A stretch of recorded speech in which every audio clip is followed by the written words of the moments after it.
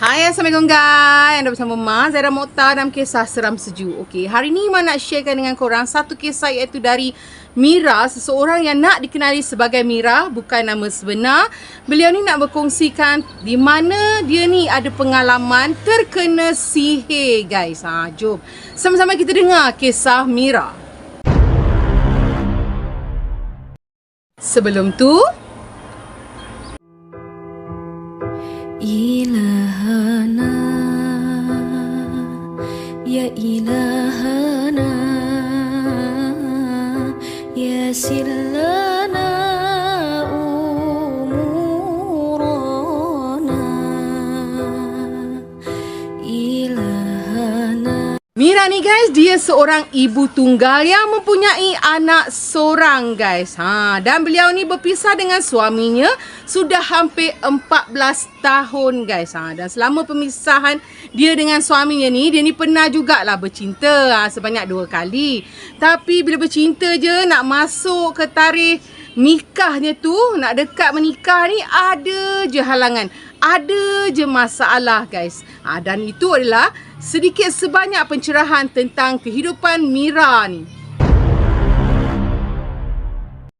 Semasa arwah ibu si Mira ni hidup lagi guys, adalah 2 orang hamba Allah ni memberitahu si Mira dengan ibunya ni yang Mira ni jodohnya berat, seperti ada sesuatu yang tak kena. Tapi Mira dia buat remeh je benda ni, buat macam indah tak indah aja, sebab dia rasa jodoh, ajal, maut semuanya ketentuan Allah. So tetapi salah seorang dari yang memberitahu si Mira ni, seorangnya adalah jiran beliau sendiri. Tapi yang seorang lagi ni adalah ustaz yang berdekatan di kawasan rumah si Mira ni. So jadi Mira ni dia macam ustaz kot yang cakap ni kan. So mesti dia tahu kenapa. Tapi ustaz ni dia tak tahulah nak mengubat ataupun nak tahu lebih lanjut. Cuma ustaz ni dia dapat rasakan seperti ada sesuatu yang tak kena dengan si Mira ni. Tak lama lepas tu guys, adalah perubatan Islam ni yang Mira jumpa dekat laman sosial dia ni. So jadi si Mira ni dia ambil lah nombor telefon ustaz yang dipanggil Ustaz M ni, bukan nama sebenar. Pada mulanya Mira ni dia simpan je dulu nombor ustaz ni. Tapi lama kelamaan seperti ada je halangan, ada je yang panas, ada je yang tak kena dalam diri si Mira ni.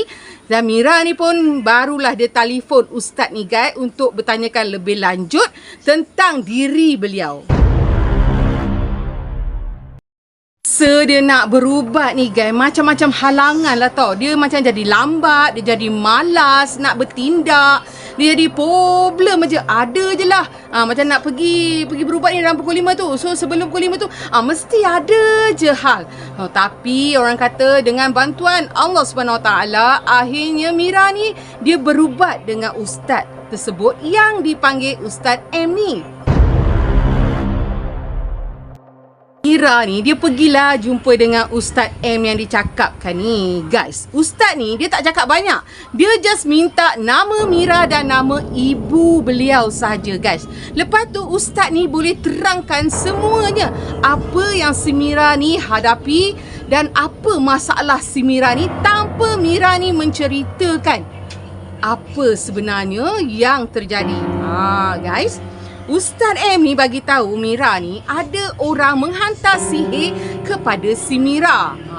Dalam hati Mira ni dia terdetik dan dia memang tahu sangat-sangat. Dia rasa yang hantar sihir tu adalah bekas suaminya.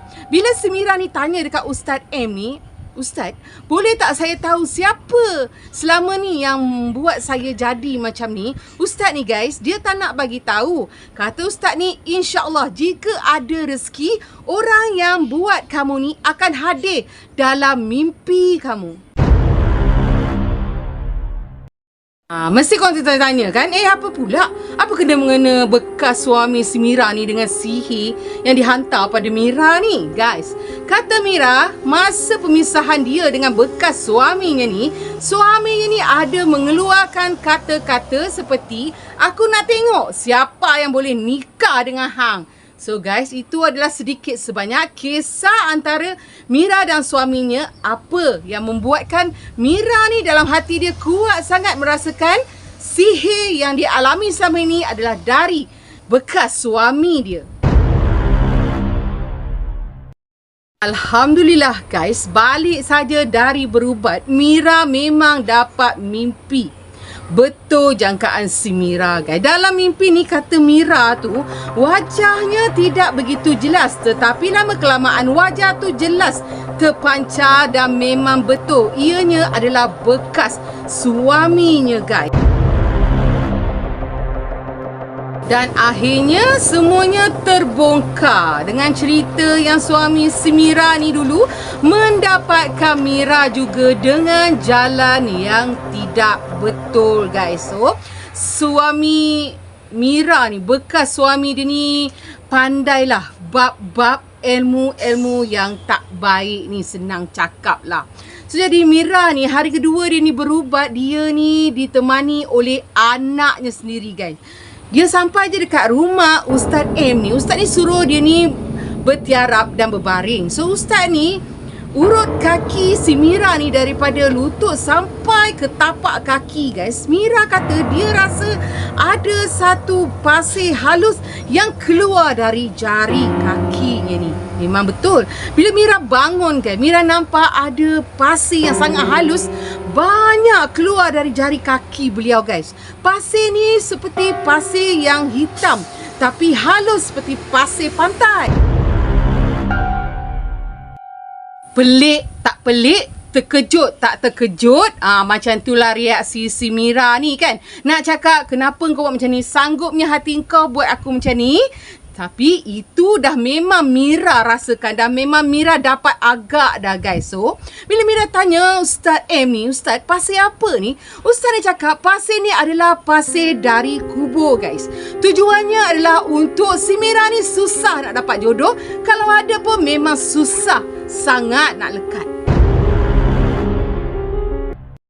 So guys, Mira ni rasa macam mungkin takat tu je lah apa yang telah terjadi dan apa yang telah diberikan kepada bekas suaminya ni. Tapi salah.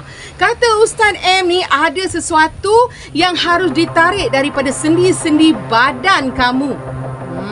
So guys, Mira kata kalau korang nak tahu apakah yang nak ditarik oleh Ustaz M ni pada badan beliau ni, cuba korang teka. Guys, sesuatu yang nak ditarik tu adalah paku guys. Paku-paku yang dah berkarat, yang dah lama duduk dalam badan si Mira ni. Tapi guys, Mira ni dia seperti, yalah kita ni manusia. Walaupun kita dah tahu macam tu, walaupun kita ni percaya tentang adanya sihir ni, tapi dia ni masih ada rasa was-was. Betul ke aku nak bagi Ustaz ni? Tapi Mira dia minta izin pada Ustaz ni untuk menarik paku tersebut dengan sendiri dekat badan dia guys. Ustaz ni dia bagikan kebenaran dan Ustaz ni hanya memberitahu di mana kedudukan paku dalam badan si Mira ni. Guys, Mira ni tarik guys paku-paku tersebut. Dia nampak dengan mata kepalanya ni dan anak beliau sendiri sebagai saksi. Memang ada guys paku-paku ni dalam badan si Mira. Guys, Mira kata dia ada ambil gambar setiap kali dia pergi berubat dengan Ustaz M ni. Dan apa je yang keluar dari badan si Mira ni, dia ada gambar bukti guys. Cuma dia minta maaf sangat-sangat pada kita semua sebab dia tak berani untuk kongsikan gambar-gambar ni semua guys. Sebab ada di kalangan mereka ni yang pergi berubat dan kongsikan gambar-gambar tersebut menghadapi penyakit yang lain singgah pada mereka dan juga ada yang sampai muntah darah guys. So jadi kita hormatilah keputusan si Mira ni. Dia tak dapat nak berkongsikan gambar-gambar yang dijumpai seperti pasir, iaitu dikatakan pasir kubur dan juga paku-paku yang berkarat yang terduduk di dalam sendi-sendi badan si Mira ni. Kali terakhir si Mira ni berubat dengan Ustaz M ni guys, mereka menjumpai segumpalan benang hitam yang ditarik keluar dari pusat si Mira ni guys. Astaghfirullahaladzim. Subhanallah. Astaghfirullahaladzim. Guys, apa yang dijumpai itu adalah benang tu supaya si Mira ni kalau nak pergi berubat, ada je masalah dan ada je halangan. Betul guys, itulah yang terjadi semasa Mira ni nak pergi berubat. Tapi alhamdulillah dengan bantuan Allah yang memudahkan segalanya, akhirnya Mira ni selamat berubat dengan ustaz tersebut. Syukurlah guys, semangat si Mira ni kuat sangat-sangat di ketika tu. Memang betul guys, susah kita nak rasakan, susah kita nak faham keadaan. Sihir ni bukanlah main-main guys. Hanya mereka ni je lah yang tahu betapa peritnya, betapa sakitnya bila sesuatu tu berlaku dengan izin Allah guys. Apa-apa pun sama-samalah kita doa, semoga Mira ni dipermudahkan dan dipersembuhkan penyakitnya guys, dan sentiasa dalam lindungan Allah Subhanahu wa taala. Amin. Semua ucapkan terima kasih dekat Mira sebab kisah Mira dan pengalaman Mira ni insya-Allah ada yang baik kita ambil, yang tidak baik guys kita mohon perlindungan daripada Allah. Okey guys. Mak doakan semoga urusan kita dipermudahkan guys, dunia dan akhirat guys pada bulan yang mulia ini. Terima kasih kepada korang semua kat luar sana, subscribe mak, supporter mak, follower mak semua. InsyaAllah guys, ada kisah, ada cerita, kita jumpa lagi jika mak berkesempatan untuk kongsikan pengalaman orang-orang kat luar sana pada korang semua penggemar kisah seram sejuk mak yang tak seberapa ni. Okey guys, jumpa lagi. Bye. Assalamualaikum.